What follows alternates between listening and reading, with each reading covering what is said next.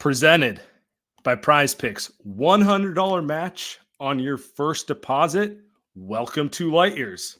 As I adjust my camera. Andy Lou, weird day. Look, we did a 2-hour long live stream yesterday. Everyone go check it out. I thought it was one of the best call-in shows we've done in a long time. A lot of people sounded off. We knew Klay was leaving. Today it's official. 3 years, $50 million, Dallas Mavericks. At least not the Lakers, right? So there's that. But like, you say that jokingly. That's one of the biggest things. The Lakers, man. Do you have any thoughts on this that like are different than what you said yesterday? Yeah, a little bit. Actually, yeah, a little bit. So first things first. Yeah, he left for the Mavs. I know I cut you off there. He left for the Mavs, right? It kind of 3 years, 50 mil, which I don't think is a surprise. I don't think any of us thought he was going to get like 25 mil a year, something crazy like that. I think this is kind of about what he was going to get. I do not believe for 1 second. I think Woj was reporting that he had some 4-year offers on the table, some maybe like a more money years on the table. I don't think there was a 4-year, $80 million offer on the table from anyone. I think this is about the max that Klay was going to get from anywhere. I do think part of me yesterday was I think it would be triply frustrating if he ended up going to the Lakers, understanding that who he is as a Warrior and what a slap in the face it would be, not just to Warriors fans, but like to Steph and Draymond, who have been battling. I think LeBron, and of course you've got that California rivalry going on. I think he at least had some type of shame to not go to the Lakers. That's all. I start there.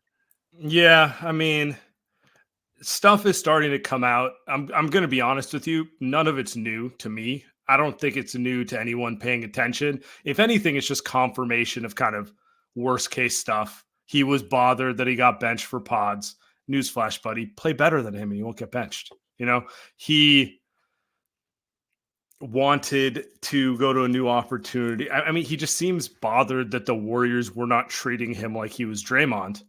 And to that, I keep pointing out, like, he's not as good as Draymond. Not anymore. Yeah. There was a time he was. And so I don't think there's anything the Warriors really could have done, because the only way they fix this is give him a contract that makes it really hard for them to add other players. And maybe they could have done that. Maybe they should have done that. Maybe at the end of the summer, when we see the roster, our take will be, shit, maybe they just should have done that. But I can understand the logic in not. And more than anything, I think it's pretty clear he does not accept who he is as a player. Yeah. And for that, I said, for that reason, I'm pretty pessimistic this is going to work out for him in Dallas. You're pessimistic. Yeah. I do not think it's going to be positive for him in Dallas. That's against the grain. I think in his mind, he's playing with better players, and Game 6 Klay is going to come out. And here's what's really going to happen. Luka is going to start swearing at him in Slovenian for taking dumb shots and missing shots. That's what I think is going to happen. I don't think he wants to play in a stagnant offense, and that's what Dallas runs. They can tell you they're not going to play that way, but do you really believe Luka and Kyrie are going to create a ball movement offense? Like, no. So I just think it's going to be one of those things where he ends up getting traded in 12 months. That's my crappy prediction. I'm not trying to be a hater on this one. I don't think Luka's changing. I think their defense is going to be abysmal because all three of those guys can't guard. And I think he's going to be hung out to dry in this scenario more than anyone. Maybe I'm wrong, but I think this is going to be a negative thing if my read that he doesn't want to accept that he's not an all-star caliber player is correct. Yeah, I think, by the way, just going back a little bit, I do think, I forgot to mention the contract that he got, 3 years, $50 million with the player option on the third. So guaranteed 50, he'll get his 50. It tracks exactly the same that the Warriors offered last offseason, which was 2 years for 50. So just one different year, which is another, bet you the Warriors would have given, what do you think if the Klay gave that contract back to the Warriors would have given him what, 3 for 60? Like they would have just been, all right, cool, 3 for 60, here you go, come back, right? Like that. 3 for 51. Congrats, yeah, whatever. But yeah, if it was really about the money, right? So we know that it's not about the money, and it was never about the money. And Klay is leaving for just reasons I still think are relatively unknown. Honestly, I don't know if he'll ever tell anyone. Maybe it'll come out in the documentary or in an interview with whoever 10 years from now. And so I think that he was always going to leave. And then back to your point, another interesting thing to me with the fit is who's going to play defense on that team. So are you starting because he's starting, he has to start, right? That's kind of the point of all this. Probably one of the reasons why he left the Warriors is he didn't get to start. You just said it. So he has to start. So it's Luka, it's Kyrie, it's Klay Thompson. Who's playing defense on that team, right? And I think that's tough too. PJ Washington, get ready to have some fun, buddy. Yeah. PJ Washington, who's a fine player, you better guard like prime Andre Iguodala, right? Like you better, you Derek Lively, you better become Rudy Gobert on defense, like real fast. Draymond Green, you better become Draymond Green real fast. So, I get, he gets better looks maybe on offense, but just the Mavericks, that move it's fascinating to me. I don't know if it'll be like a tire fire move, but it is a lot of bit like these. Like a lot of these teams where their roster constructions is mostly about like putting names together versus a real team together, which I think, we'll get to the Melton signing. I think the Warriors are, with that signing, it is more of a good team fit signing rather than, here's a shiny name, which is what I think in this case the Mavericks got. They got a shiny name. I don't know how effective it's going to be for those guys. On that note, one of my guys on my list, on the Summer of Sam list, the Warriors signed D'Anthony Melton for the mid-level exception, $12.8 million for 1 year. I'm a little surprised by the signing, to be honest. Really? I kind of thought they probably needed to make a better move to convince him to take that. Can we talk about Melton? Because I'm assuming a lot of our listeners have not watched him as much as you and I have. Textbook winning role player. He's a younger, better version of GP2 at this stage of his career. Like, he's gonna guard the point of attack. He's only 6'2", but he's got a 6'10" wingspan. Absolute ball hawk on that end. Good secondary playmaker, can hit a shot. Yeah, he's not a star or anything, but he's he's not Alex Caruso, but it's like that same vein, right? The comp for him to me is a 70% of Drew Holiday. That's who he is. He's just an elite, which is GP2, Caruso, all of those, maybe closer to Caruso because Drew Holiday is a freaking monster. And D'Anthony Melton can't stay healthy, stuff like that. But he could dribble, he could shoot, secondary dribble, maybe third, tertiary dribble, but he could shoot. He gets hot. And he's just, the most important part is he's an elite defender that you can put next to Steph. Like, that's the one where you and I are always worried about. It's like, hey, who's going to guard the guards that are going to be coming at the Warriors at point of attack, right? If Wiggins is going to be on the team, now you've got two guys that can guard point of attack. If Wiggins not on the team, now you just know that that's the guy that's going to be guarding the other team's best player. The more of those guys, the better. And that's who D'Anthony Melton is. That's who he's been for a while. A couple things I really like about the signing. He hits the perfect age range of players I want them to acquire. 26 years old in year number 6 or 7 in the NBA. So a young veteran, someone who's experienced enough that they're not figuring out how to play in the NBA, but young enough that their legs will actually make Steph's life easier as opposed to the other way around. I also pulled up his stats here. Last 3 seasons, he's averaged about 26 minutes per game, 10.5 points per game, 3 assists, 4 rebounds. So tracks with what you're saying. He's a secondary playmaker. Like, he can make smart decisions. You're probably not going to run pick and rolls with him or anything crazy like that. And then where his real role on offense is he could shoot it a little bit. 38% on over 5 threes a game. That's where he really differs from someone like GP2. You could put Melton in the corner and he's going to have his 5 to 6 3-point make games here and there, while also defending the other team's point guard so Steph doesn't have to. Honestly, perfect guy to put next to Steph if they had a front court star. So we'll get to that. Yeah, but you get what I'm saying though. It's like the Caruso signing where you're like, this is the perfect Yeah. Fourth, fifth option, glue guy who brings everything together. So, yeah, I'm a little surprised that they got him, mostly because I thought a guy like that would kind of want to see what contenders would want him. And as it stands right now, the Warriors are clearly not a contender. They could Clearly. be. It could Clearly be, not. but like as the roster is constructed today, they are not. If I had to guess, it's because, well, obviously Klay is gone, so those are the minutes that he's going to soak up. And I think it's more important for him to play minutes actually than play on a contender because he's still young enough to, the Dante DiVincenzo, right? He can actually just go get 4 year. I mean, I don't know what the second apron now, but he can maybe go get after one great season 4 years and 70 million right next year or something like that. I don't know.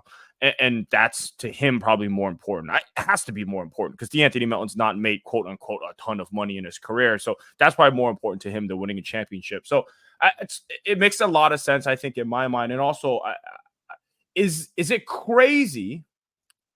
Is it crazy to say he's a better fit for this team in its current form and current age than Klay Thompson? I don't think it is. I think he's also a better fit for Dallas. I think Dallas could have used him more than they could use Klay. He can't shoot it like Klay, but he does everything they need around Kyrie and Luka in terms of defense, on ball, ability to hit a shot off ball, that sort of stuff. I don't think it's crazy. I think Klay is going to score more points than him, but will Klay have a better impact than Melton next year? Doubt it.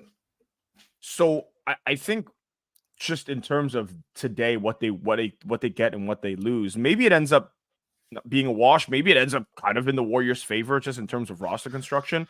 And that's where I kind of sitting here and I'm thinking it sets the Warriors up. I think the frustrating thing, I know because we're kind of in a good mood with the Melton signing. The frustrating thing point is just the CP3 one, right? That's probably the one. But again, they wouldn't be able to they wouldn't be able to get Melton with the they wouldn't have been able to. They wouldn't be able to, right? If they use that CP3 contract. So I guess it all kind of goes hand in hand together. But you get, I'd imagine that their backup plan with their backups plan was that, okay, if we can't get Klay and we can't get CP3, we're just going to go get the guy. I imagine you brought up Melton because that was their number one target. Nobody else, because they signed him pretty quickly. Like they didn't wait around a week into free agency, right? And just to be like, okay, maybe he's out of options and we're going to go get Melton. This seemed like he was number one on their board. It also tells me another trade is coming. Whether it satisfies us or not, it would be insane for it not to come. And it tells me that GP2 is going to get traded. GP2 is 1 year expiring contract, $9 million. Only played 40-ish games last year. Medical red flags. I think they're going to end up using him in whatever trade they end up making just to make the salaries work, not because of anything. And Melton is your replacement for the 25 to 30 minute per game point of attack defender you want, like there is an argument to be made that going all defense around Steph is their best way to win games. And Melton certainly is a high-level defender. Now, I would counter by saying, but you got to have a little more offense than just Steph. But one move is not going to fix everything. We always said they need to get a second star and they need to get kind of a two-way defensive wing. And then they're probably back in business. Like they're interesting. Well, here's your two-way defensive guard, That's one of the moves. It's just kind of what I would always assumed would be the second move, not the first move.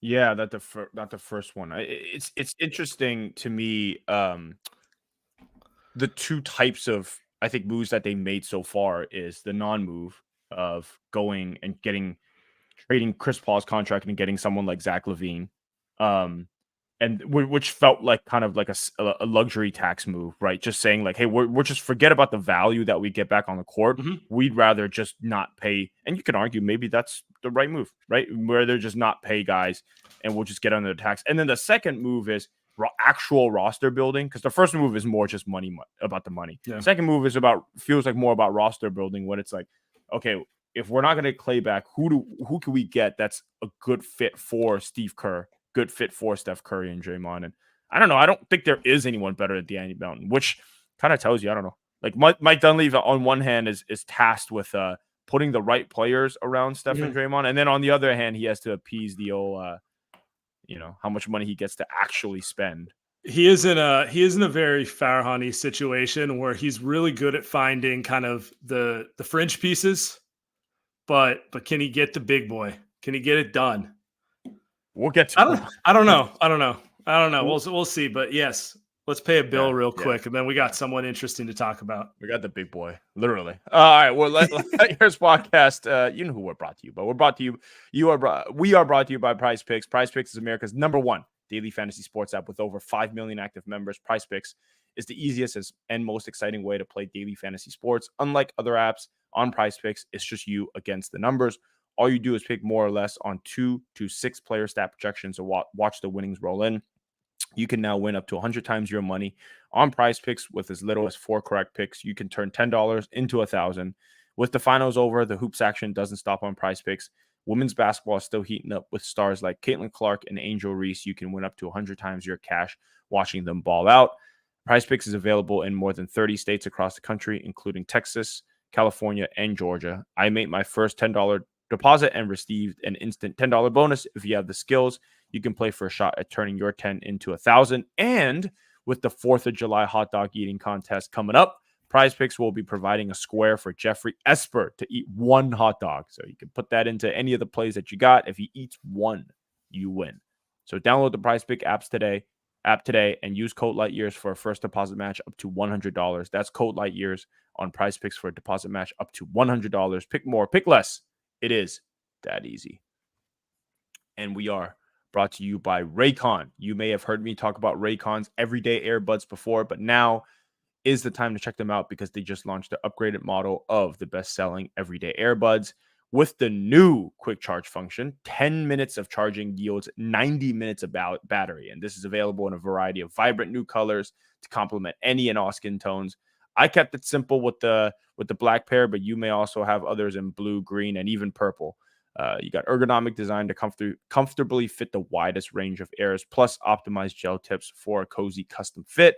Raycons are weatherproof and sweat resistant, so I will be using them in my workouts in this 100-degree weather right now every day without worrying about them falling out. Raycon also offers a 30-day happiness guarantee. So what are you waiting for? Go to buyraycon.com/lightyears today to get 15% off your Raycon order plus free shipping. That's right. You'll get 15% off and free shipping at buyraycon.com/lightyears. Buy, B-U-Y, raycon.com/lightyears.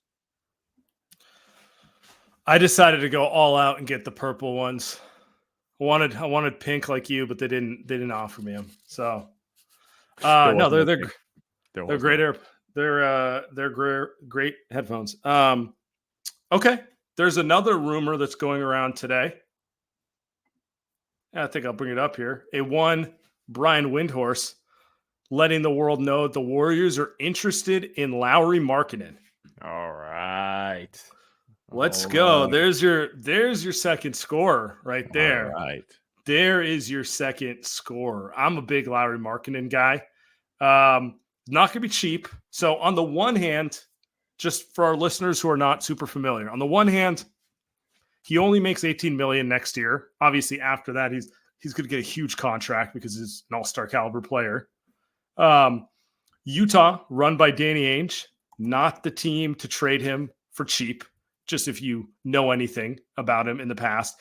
And then on the other part of it to add is just turned 27. So perfect age range for the Warriors, kind of that young veteran star, same age as guys like Tatum and Brown. In a perfect world, the age of a player I'd want to put around Steph Curry. Last 2 years, best catch and shoot player in the NBA, not named Steph Curry. Think about that. 39.5% on 8 threes a game, 24.5 points, 8.5 rebounds. The dude is an efficiency monster, and he's 7 feet tall. The way I like to think about him is like a mix of Klay and Dirk offensively in some ways there. Like he can really shoot the ball. He can really move off ball. He can create a little for himself, but he's not super great at that. But he is a true all-star caliber offensive player. Very exciting in my opinion. How I can't believe we didn't bring this up in the first segment, but this is all according to your offseason plan. Did you fire this off to Dunleavy? Did you go, yeah, hey, just gotta let Chris Paul go, gotta Klay's out. Oh, it's all good. We'll go get the Anthony Melton with the mid-level, which is what you predicted, right? I was at a tech retreat with the Lakers up in Tahoe. We were all wearing Patagonia vests that said, SamCon 2024.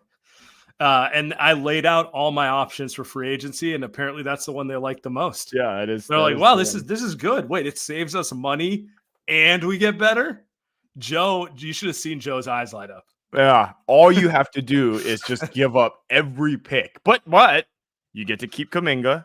All right, you get to keep. Let's talk about what a theoretical trade offer would look like. What is it that you think the Warriors would, one, have to give up, two, that Ainge would want? Let me ask you this. I got a question for you. Okay. All right. So the Warriors, in my opinion, have 4 assets, okay? One is Kuminga, year 3 entering year 4, had a really positive year 3, but you're a year away from paying him. Number 2 is Podziemski, probably the best rookie they've had since Draymond. Just very good player. And he's cheap for 3 more years. Just a fact. And he's only 20. So I guess he's 21 now, but anyway. Then they have draft picks during the Steph Curry years.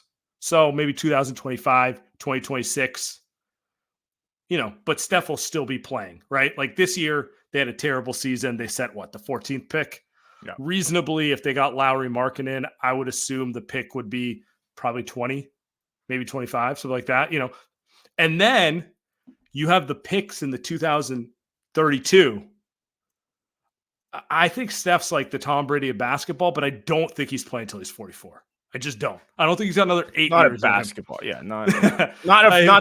Yeah. Right. So, we're seeing teams do this where they trade picks 6-7 years in the future, and they end up trading them 4 times because it's like this currency that you never have to cash in. You're like, oh, you're going to hold on to that one. The Warriors are going to shit. This one's going to be the top pick.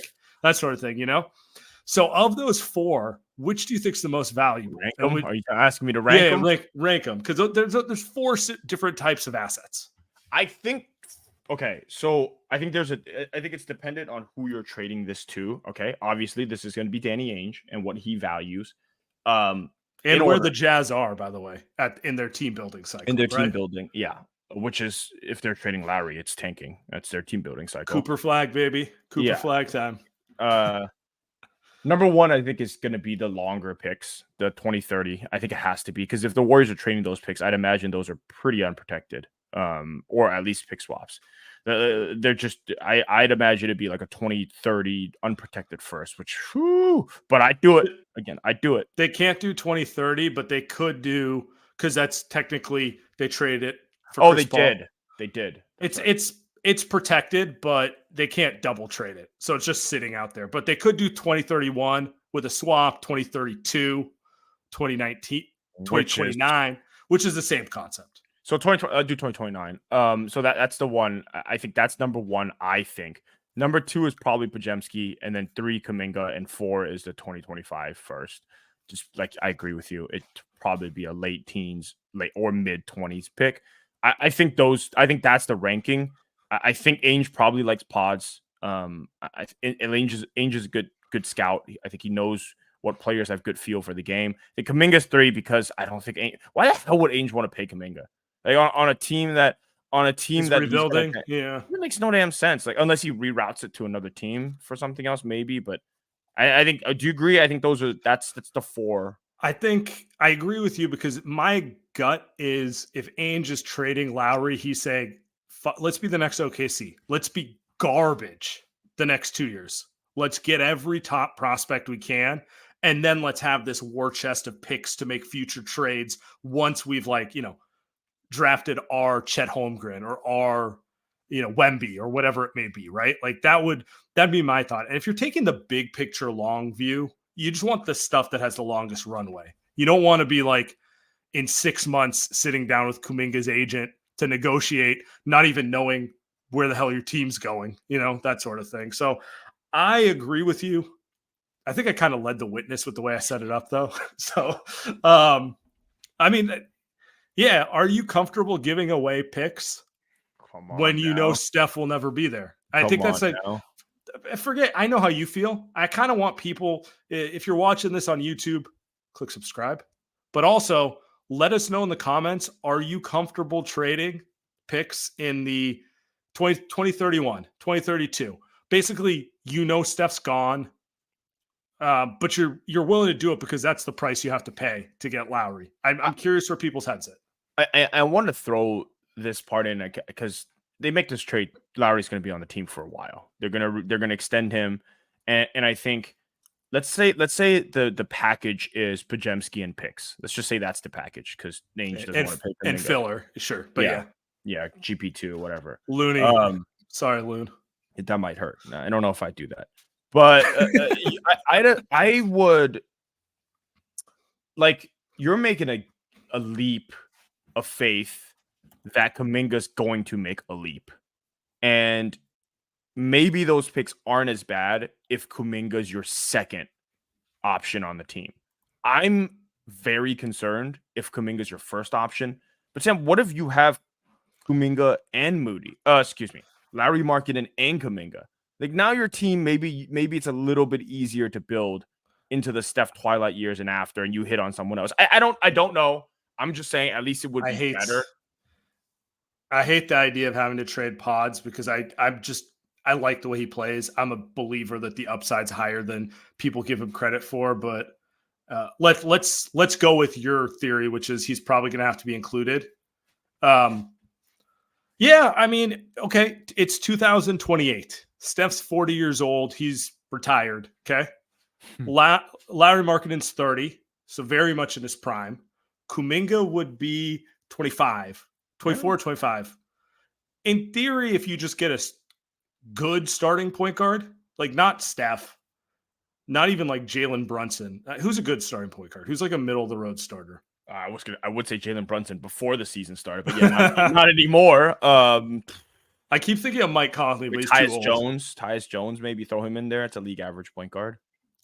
Yeah, well, okay. But let's just say you get like a solid playmaker to go with those two guys. You're probably a play-in team.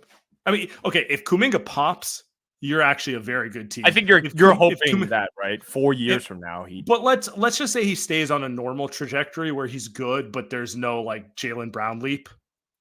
You know what I'm saying? Like he's more that plus Lauri in a few years, probably still good enough to have you above 500. So you don't have the worst case scenario. The worst case scenario is you're fucking awful, and then you're gifting them the next Wembanyama, right? Like that's the thing that like Mike Dunleavy would be afraid of because that's the quickest way to get fired and never be employed again, right? Like you remember all those guys on the Nets front office who made that trade? They're on ESPN now telling us terrible basketball takes, I just Boy Mark's a joke. Is a fucking joke.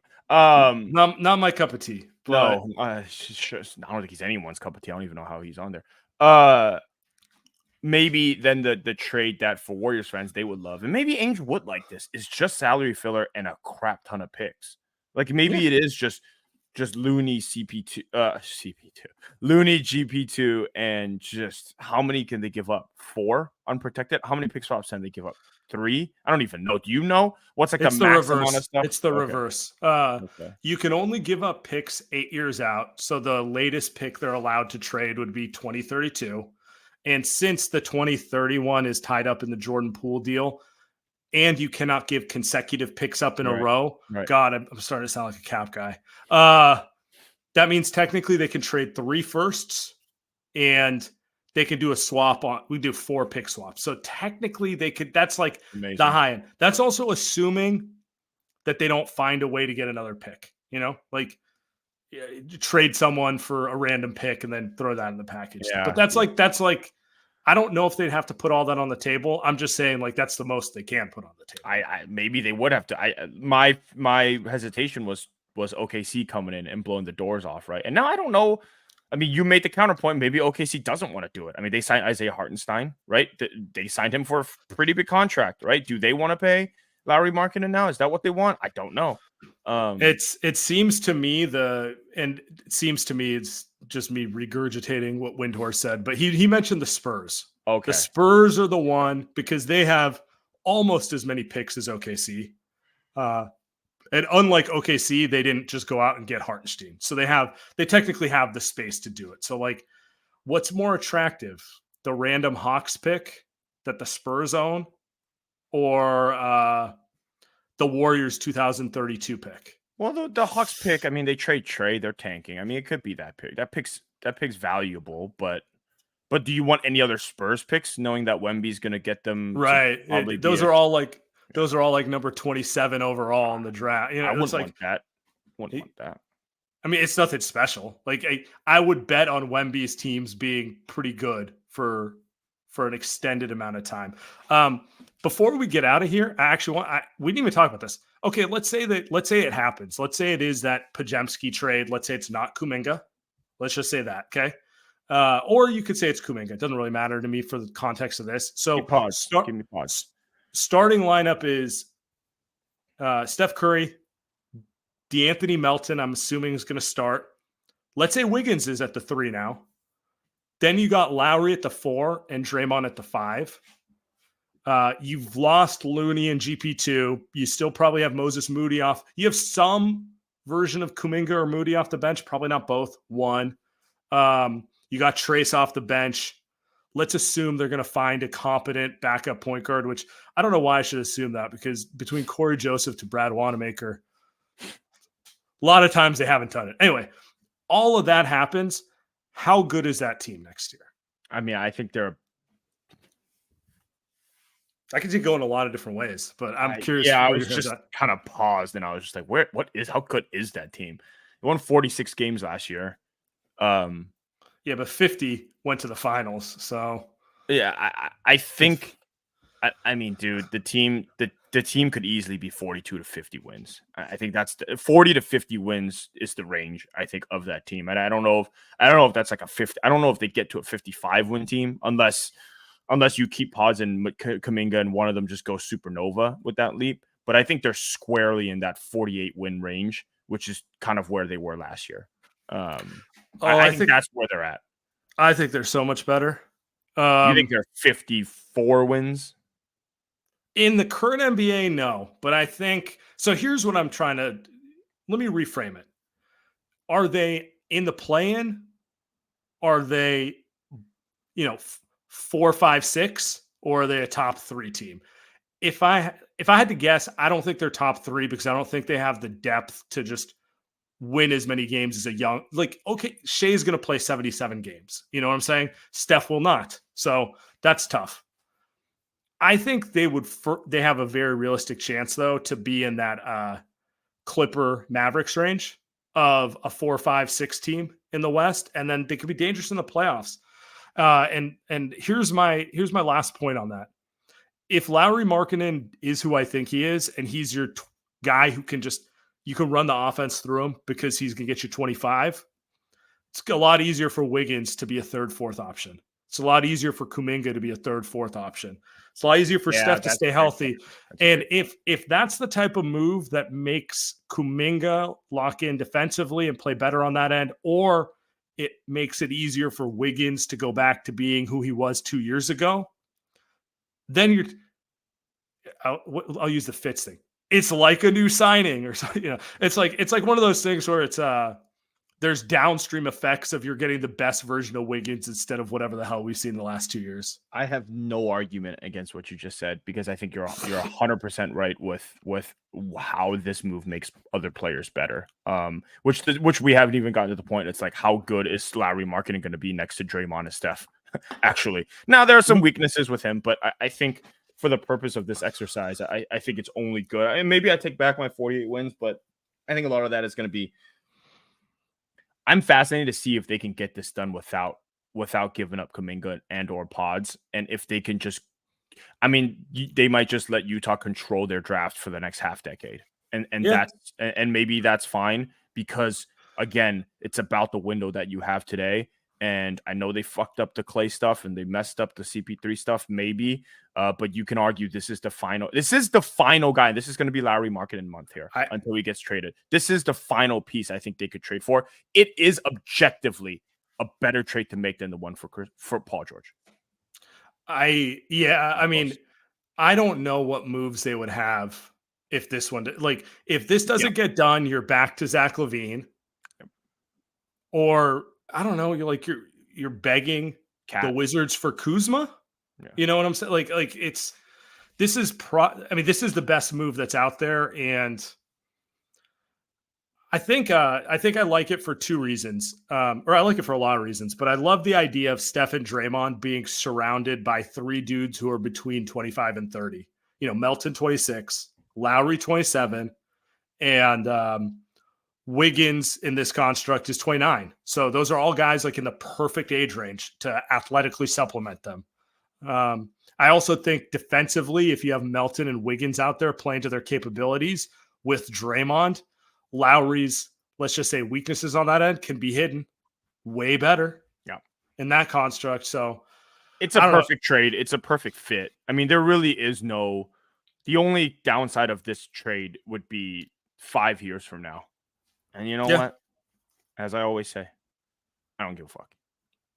Get it done. Let's get it done. I do think it's interesting. It's if you get someone who's not because giving up trades 5 years down the road for Paul George, kind of because he's old, Yeah, but I know. But this guy's 7 years younger than Paul George, So if you're giving up picks in 7 years, you know how old Lauri Markkanen will be in 7 years? The same age as Paul George is right now. You're probably okay. He probably protects you for the range of it. Yeah, anyway. He does. At least enough if you have a decent team around him, which, I mean, I don't know. Mike Dunleavy seems like he can scout a little bit. So Lindy Waters going to come off the bench, light it up a little bit. It might work. We're sipping the Kool-Aid. Let's go. Oh, Kool-Aid's being drinking. But yeah, all right. Appreciate everyone. We'll be back. Subscribe, join us. We'll obviously go live on playback anytime there's anything truly breaking.